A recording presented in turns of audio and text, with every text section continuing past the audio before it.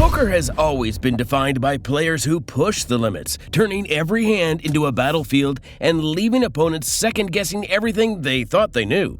Many could be called the sickest, but few capture that spirit more than Phil Ivey, Tom Dwan, and Phil Laak.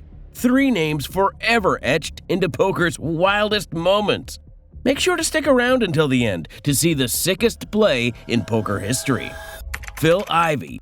Simply put, Ivey embodies the perfect mix of skill, courage, and mystique that defines a truly sick poker player. His uncanny ability to read opponents has produced some of the most legendary folds and fearless bluffs ever seen. Your soul is mine. We kick things off as Ivey finds himself clashing with the outspoken Tony G in a pot that explodes into the millions. It's more than a hand, it's a battle of wills, with 2 titans testing each other on the highest stage. He's going to try his best to dance around and avoid being all in. He wants to play pots against everyone. He wants to see flops, turns, and rivers.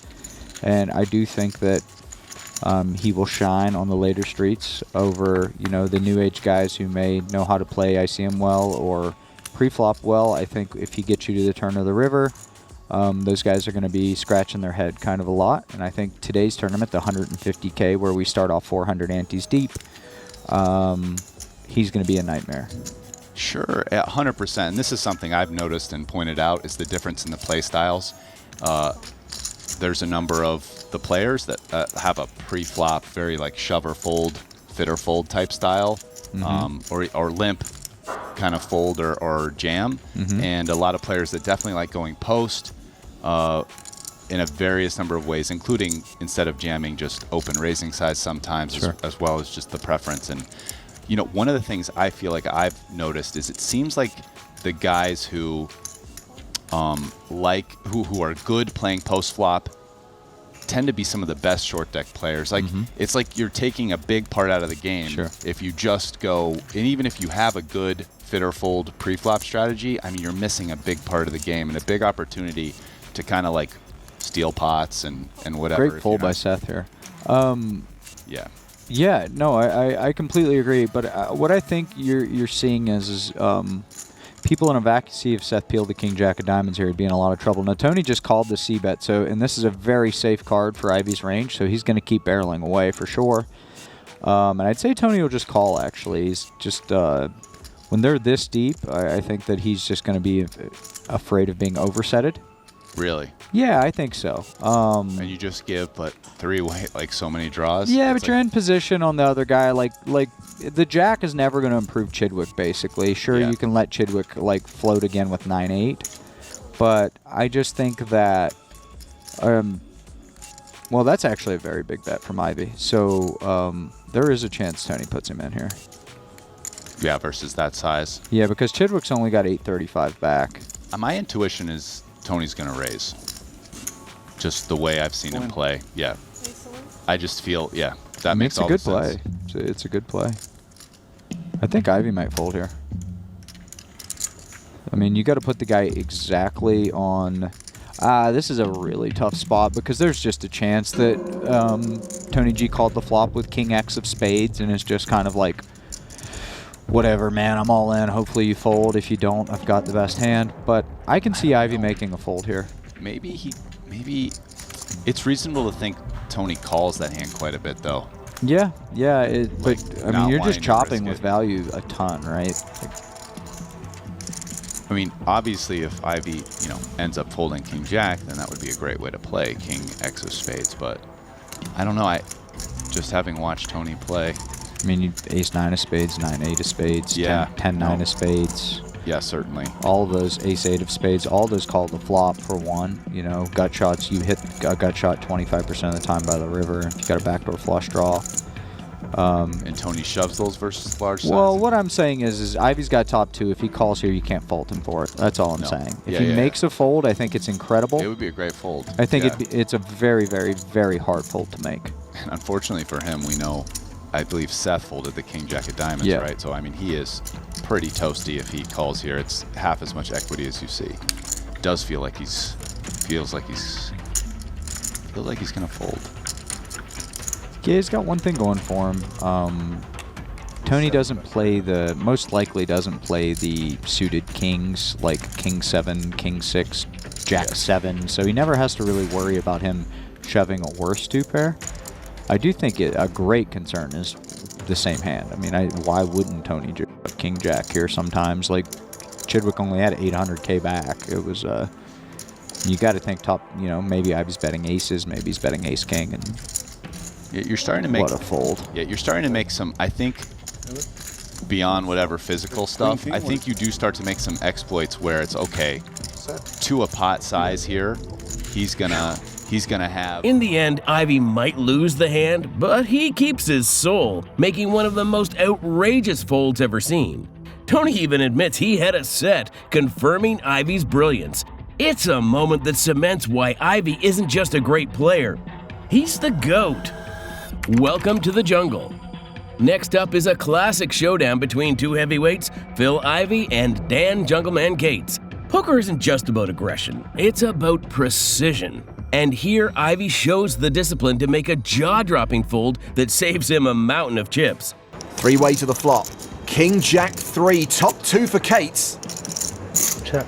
Low has a total bagolino, he checks. Ivey could lose a lot of chips here. He continues with top pair for 65,000. Cates could smooth call this, or he could raise, knowing Ivey raised under the gun, and this is going to hit him a lot. Looks like Cates is raising. Jungleman makes it 165,000. And it's time for Low to go. He folds.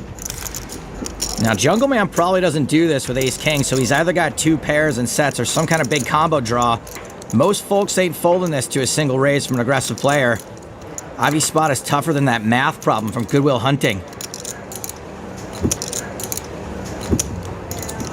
Wow, Ivey folds! My boy's wicked smart. It's the kind of move that separates the good from the great. Sometimes in poker, the sickest play is knowing when to let go. Dwan. Dwan represents pure chaos at the table. Fearless, unpredictable, and willing to risk it all on a single read. His fearless aggression and monster bluffs have created some of the most jaw-dropping moments in televised poker history. Biggest pot in televised poker. Then comes the hand that still gets whispered about. A Hustler Casino live clash where the pot skyrockets past $3 million. Dwan is holding mystery cards the cameras don't even catch, adding an extra layer of suspense as Wesley tests his resolve. But the deeper the pot gets, the more dangerous it becomes to challenge him. If you're not watching, come back to your screen right now. Over $500,000 in the pot. We haven't seen a flop yet. Well, the million was a reaction too, wasn't it? No. I played a million tomorrow. 8-8-3, 2 diamonds out there. Wesley does have the ace of diamonds. Yeah, they play separate day one. A businessman can invite a pro. Normally a pro will offer like a 5% free roll or something. That's the deal. So you can call pros and businessmen. You paid £1 million, I paid £1 million. But I mean, starting everyone... Dwan started the hand with about 1.5 million. Wesley has him covered. There's all Rex in the finals. Yeah. Oh, you know what they should do? They should just... Investment banker pros are in there. Rex. Those guys are good. Never leave the poker room. You know what they should do? They should just play like businessmen and amateurs, and pros separately all the way down to final table each, and then combined at like 2 tables and redraw and they play it out. Maybe they can play them longer, yeah. Hey, I think guys, this is a really big pot. I don't know. Sorry. About 125. Wesley just asked Dwan how much he had behind, and that got the whole table quiet.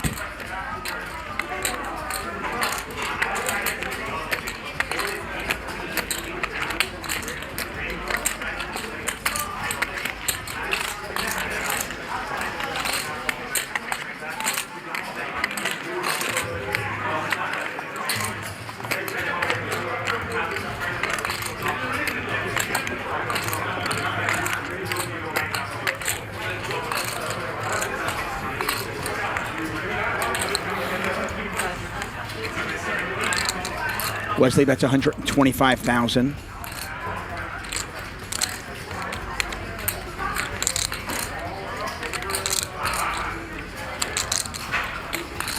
Whatever Dwan called with pre-flop, I can't imagine him folding on an 8-8-3 board to a $125,000 bet. 125? 125. That's what he bet?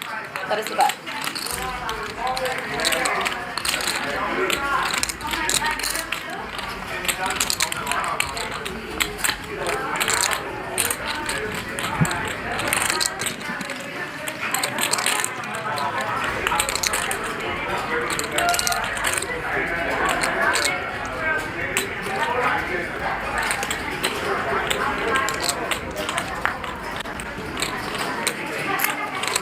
There's the call from Dwan.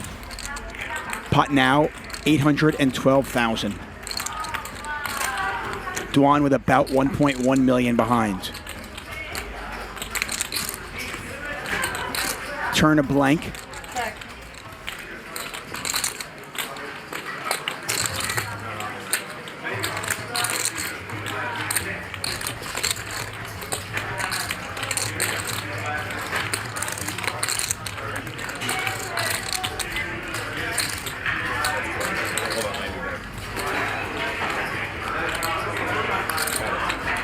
Wesley's hands are shaking.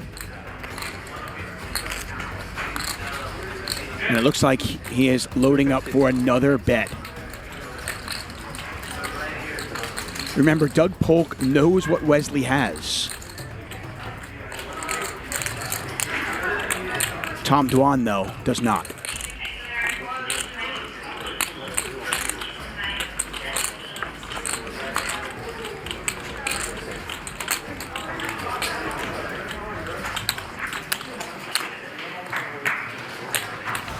$350,000 over to Dwan. Pot has got 1.2 million in it.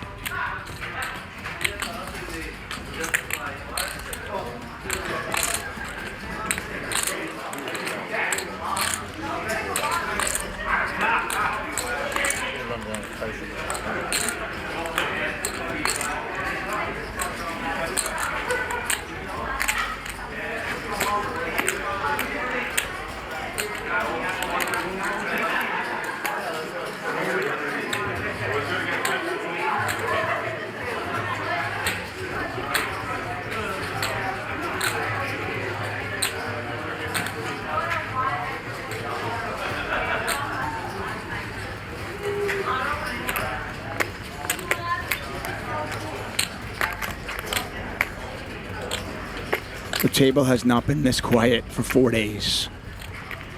1.2 million in there already. If Dwan calls this,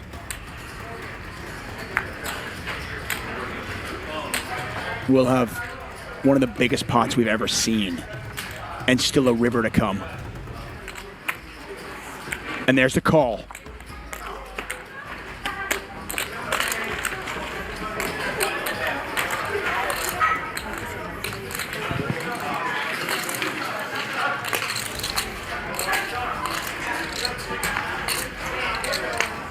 The river's a 6. Wesley with just ace high. Check. Dwan checks it one more time. All in. There's the all in. He said all in? He said all in. For sure? Look at this. Said on. Yes. Okay. 5 bets pre-flop. Wesley bet the flop, bet the turn, and has moved all in on the river. We've got 2.3 million in there. Feels like you're just fucking trips, huh? He's got queens.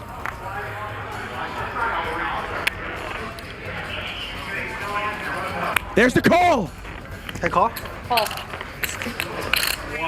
Tom Dwan has just won the biggest pot in the history of televised poker. $3.1 million.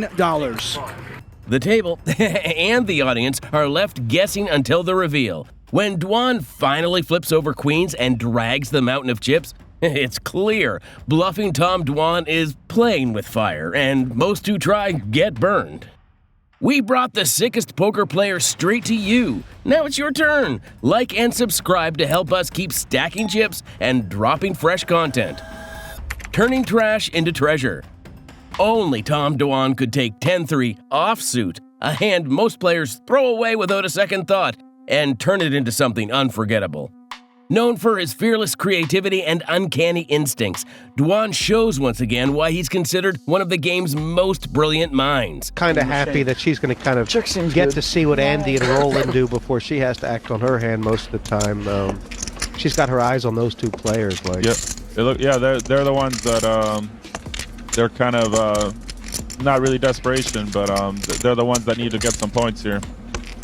And an interesting flop right here. Vicky might get herself into trouble here. Wow, actually Tom and Andy both have the 10. Wow, this is going to be very interesting. Cool. And Black is going to slow play this because Dwan could have anything, including complete air. Is that the idea? Well, that is, there's different ways of playing it. Some players like to fast play their big hands. Vicky may raise this. Raise to 17. This is going to be an interesting hand right here. Very interesting. Vicky is probably done with this hand after she gets action, but it's going to be interesting to see what Tom does here, and then also what Andy does. Just feeling that it's a really dangerous raise from Vicky. Even if Tom raises here, Andy Black is kind of in a tough situation. Andy is going to have to raise it here, I believe. Yep, there he goes. Too many cards out there that could complete some weird draw, and you have to just end it. I mean, is that the idea? Yeah. There's the Jack 9, the King Jack. There's a lot of there's a lot of draws out there, and he just wants to get the money in right here. I mean, doesn't Vicky have to tell herself, look, Andy called, and then it's come back around to him. Her hand is so dead. Andy has to have a 10 here, right? Pass. Is there any way Andy cannot have a 10 Andy here? or Tom. I can see Tom folding this hand. I think he's good enough to fold this hand. Even though he is very aggressive, this is a situation. This is going to show his true colors. But it is very, very tough to fold. But it's pretty, I don't know. It's pretty obvious that Andy does have the 10 here. Andy almost can't be making a move, so this would be a very impressive fold by Tom, and I think he's capable of making this fold. Wow, if he's giving himself a chance to get away from this, that's ridiculous, isn't it? That's wild. It's just the way the action happened. It's very hard, but I think if anybody is capable, I think he is. Well, he's taking the chip out. I don't. Looks like he's gonna. He's thinking twice. It'd be an excellent fold if he can think it through, and there he goes. There he goes. And that is really world class, and from a guy who's as aggressive as Tom, I mean, the way the action came down, very, very impressive fold. But the way the action came down, he just figured it out that Andy cannot be making a move there. He has to have a 10, and his 3 kicker can't be good. So world-class fold there. The climax comes when he lays down trip 10s, a fold almost no one else would make. It's discipline and intuition rolled into one, a move that defines what makes Durr one of the sickest players in history. If we missed your favorite legend, drop their name in the comments. The debate over poker's sickest player is never settled. Phil Laak. Laak is poker's wild card. Unpredictable, eccentric, and always keeping opponents guessing. Whether he's hiding behind sunglasses and a hoodie or springing a bluff out of nowhere, his unorthodox style creates constant suspense and entertainment at the table. From trash to triumph, Phil Laak takes on close friend and fellow pro Brian Rast. And what starts with the game's worst hand, 7-deuce, turns into a showcase of pure poker genius. Laak proves that in poker, friendship takes a backseat to survival, and even the ugliest cards can become weapons in the right hands. With the loose cannon. Jack 5-9, 2 hearts, Rast pairs is 5. Laak bets out 6,400 with 7 high. I guess you only hurt the ones you love. I think Phil Laak's going to be moving down on Brian Rast's speed dial. He calls. Crafty Rasty's in there. To the turn, 10 of clubs. Phil picks up a gut shot. Phil knew going into this he'd likely have to bluff this hand. 22,400.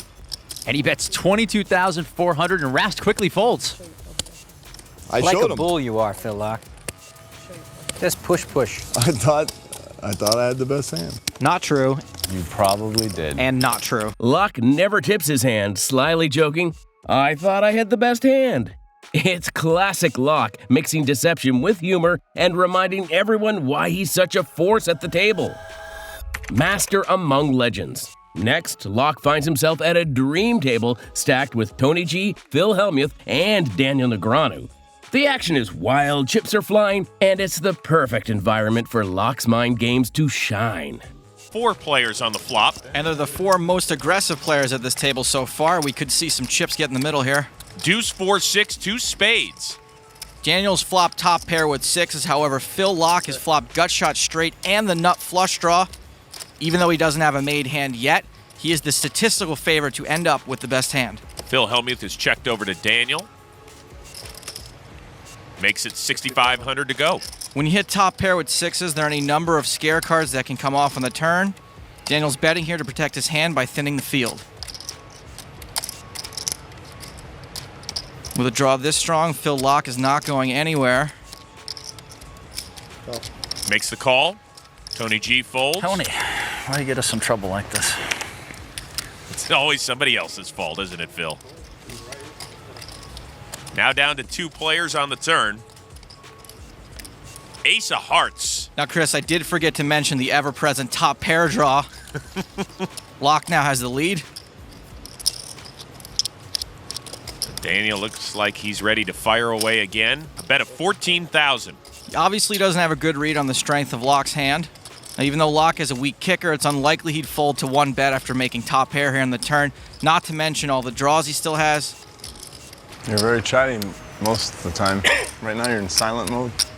Kind of scared a little bit. Can I get the chatter to come in? What do you want me to say exactly? I'm a little scared, to be honest with you. It's like a lot of bad things could happen here. You could have me beat.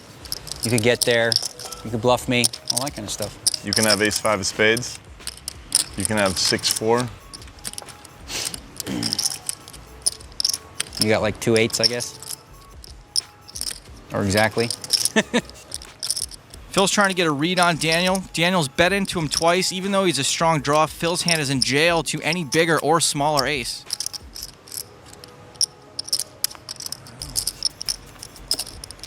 There's the call. Daniel can't be too comfortable with that. We are off to the river.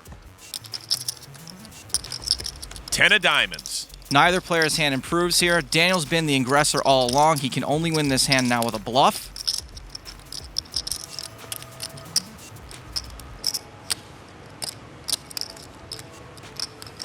He makes it 25-5 to go. So you have 6 deuce. Or ace 10 of spades. You have ace 10 of spades. It's so random. Ace 4 of spades. That's what you got. Ace 4 of spades.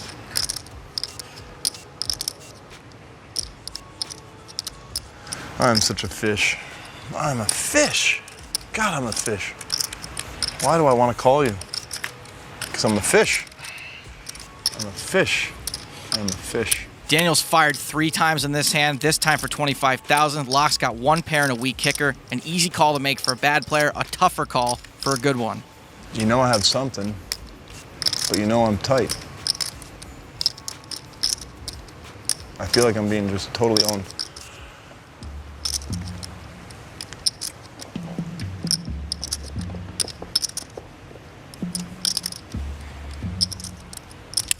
He makes the right call. A pair of 6s. That's good. You had the ace of spades hand. He teases that Negreanu might have the ace-10 of spades, a hand that only Laak knows isn't possible. In the end, his instincts prove flawless as he scoops a pot north of $100,000, calmly dismantling Negreanu's relentless aggression. Outplaying one of the best in such chaotic conditions is peak Laak.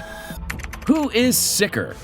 In a clash of styles, Laak goes toe-to-toe with Hollywood's Rick Salomon, a fearless high-stakes gambler with millions in winnings.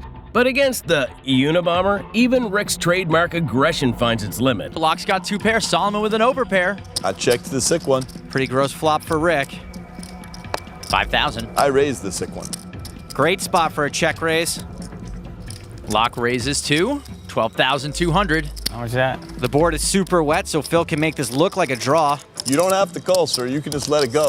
And there are a lot of action killers that could hit the turn. Salomon calls. What are you doing, kid? Rick's also got outs to a gut shot. Rick Salomon, what are you doing? Rick, what do you want, kid? Tell me what you want. You want a specific card, kid?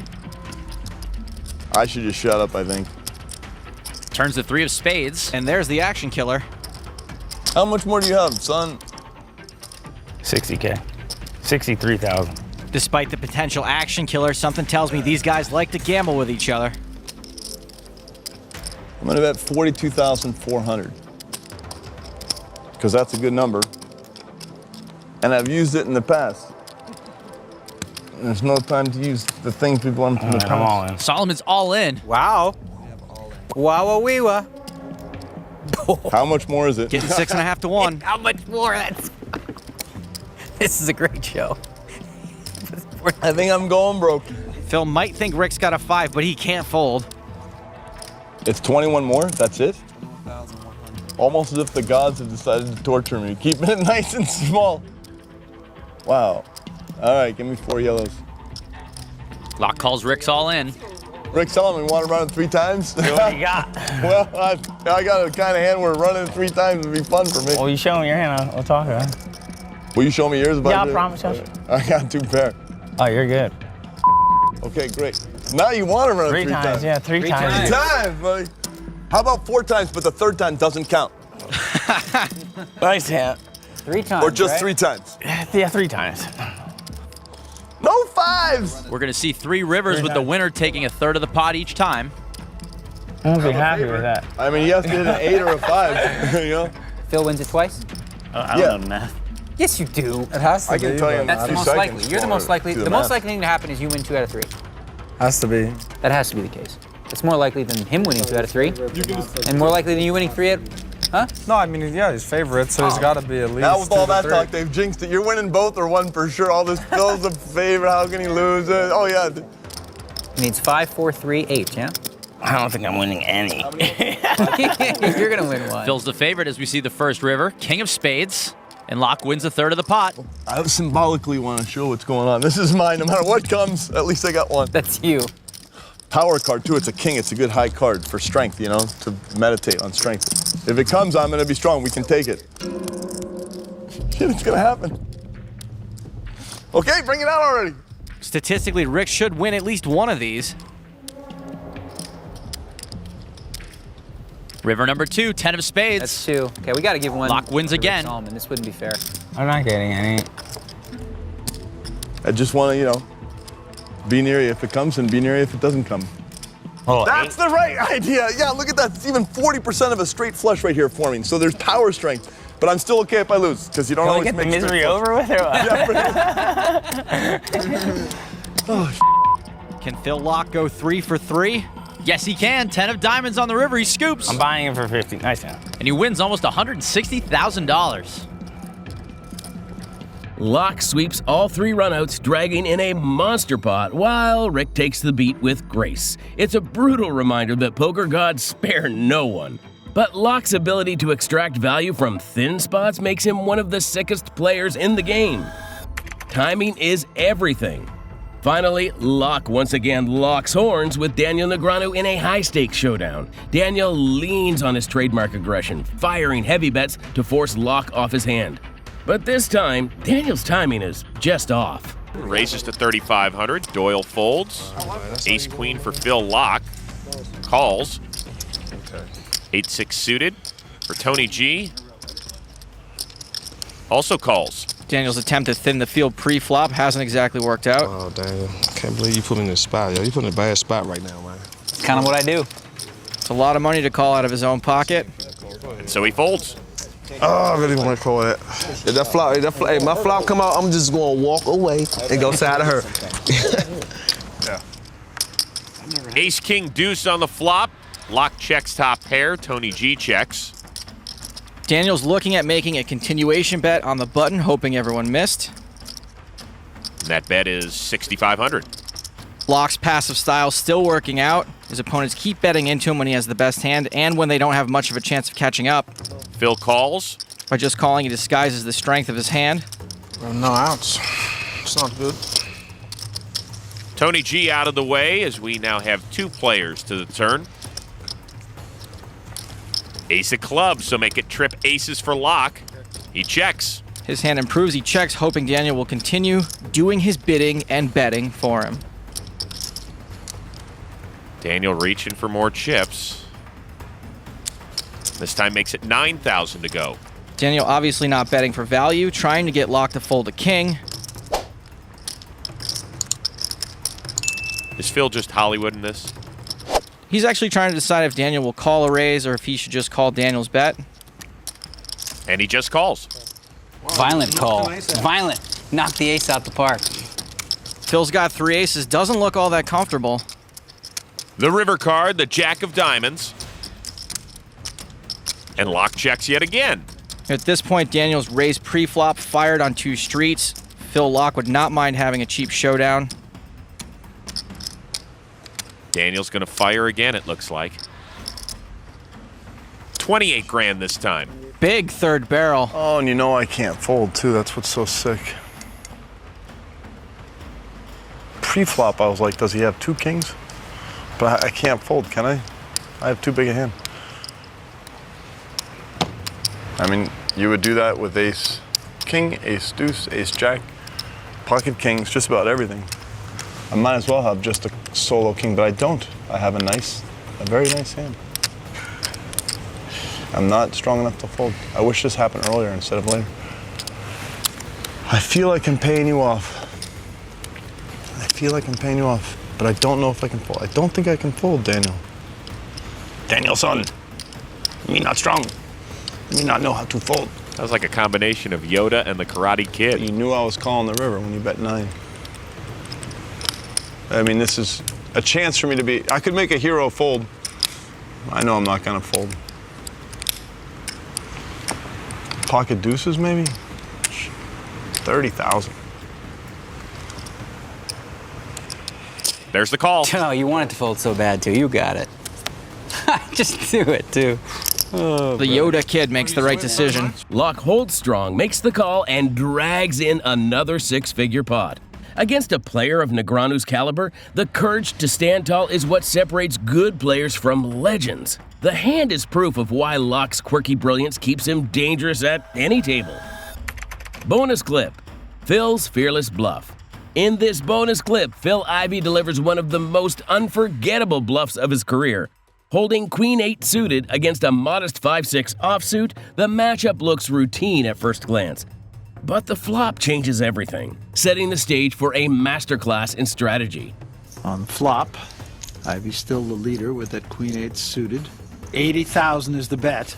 And look at this. Re-raised by Jackson. Wow. A re-raise. Well, there you are. Nobody connected with that flop, and here they are, raise, re-raise, re-raise. Nice. Oh my goodness, Jackson is re-raising. I don't see how he can possibly continue in this hand. Everything Paul Jackson has done. All in. What? That's why we're here and they're there. Ivey applies relentless pressure, forcing his opponent into an impossible spot. Whether he believed he had the best hand or simply knew he could push his opponent off it, the result is the same. If you want to keep up with the wildest suckouts, brutal coolers, and jaw-dropping poker hands, don't forget to like and subscribe. Thanks for watching.